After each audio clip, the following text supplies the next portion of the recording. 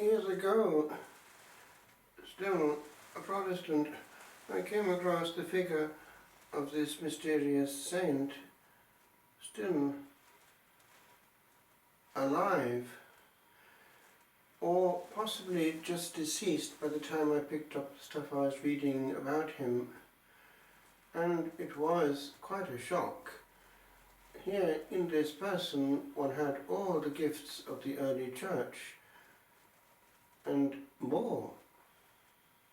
We had strange things happening here, like St. Francis, the first recorded case, the stigmata, and by location, and the plethora of charismatic gifts, which far surpassed anything we knew, prophecy and knowledge.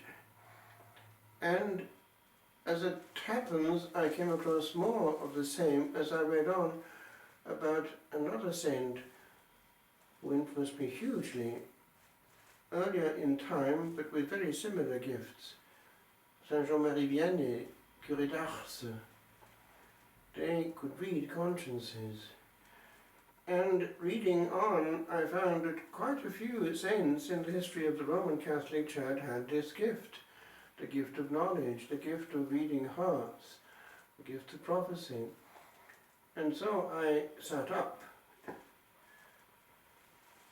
Interestingly, coming across that particular saint, one now is officially a saint, at that time was only just a holy priest, but much frequented, it did influence also the desire to follow in his steps.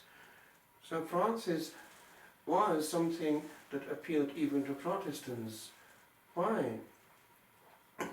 That evangelical movement before the time talked to everyone across the board.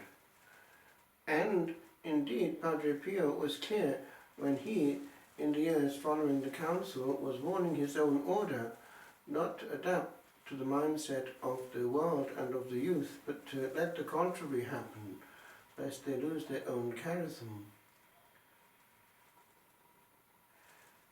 And so it was that still in school, early on, I started to write to the Capuchins, but always the answer came back far too young.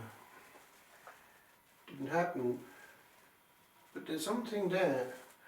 And I remember having sent to them, they sent me a book on the charism, and the picture on the front was that of a Capuchin with a long beard, and he was in a classical pulpit, and he was preaching with energy.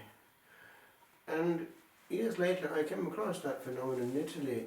The Capuchins could still do it, popular preaching in the old style, and people in Italy loved it. The more dramatic it is, the more they listen. But there is more to Padre Pio than meets the eye. Years later, ordained in Italy, I kept on bumping into him, in the sense that he had huge followers all over the land, people always invoking him, and he answered every time, and miracles were happening, and he was out and about. He would appear, he would do things quite dramatically. He showed he was listening each time. And it is still happening. In Ireland he is hugely popular.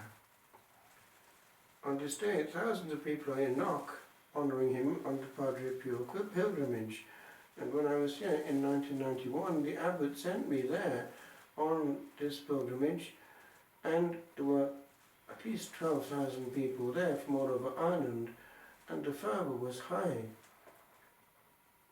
It was a moment of grace.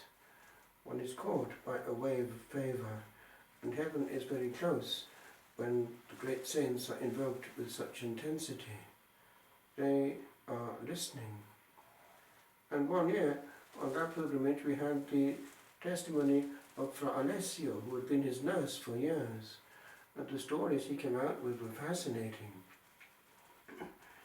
He had to accompany Padre Pio every time he displaced himself from the convent to the church, lest women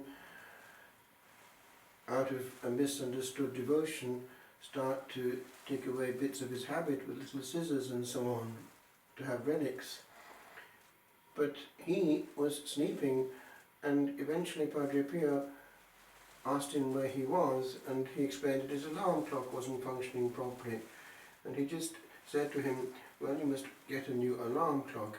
I am tired of sending my guardian angel to you. And these guardian angels he worked with very well. He said, send me your guardian angel. I have here in the Hermitage volumes of his correspondence, and he was a caring director of souls.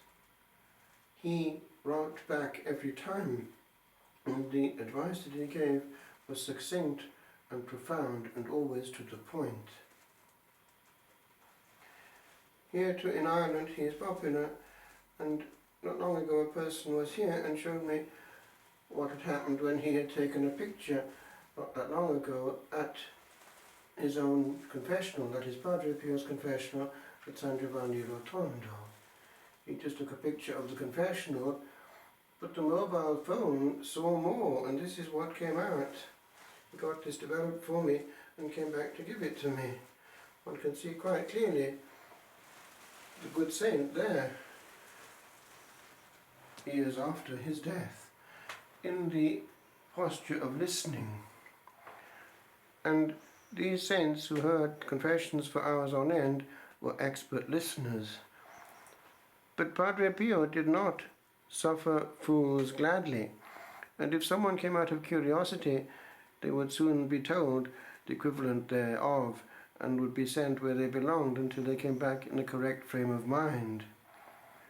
He knew even people's motives. We need people of this sort still. When there are priests who can direct souls, the Church gains many new saints. If the Church is deprived of good confessors and directors, it will just be an administration. The inner life of the Church is its essence, and we need to be careful not to just be perfect functionaries of the sacraments and not give that extra bit that only the saints could do.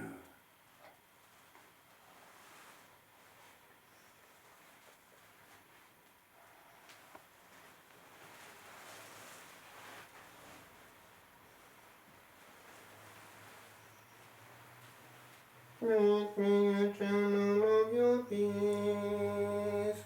Where there is hatred, let me bring your love. Where there is injury, your pardon, Lord.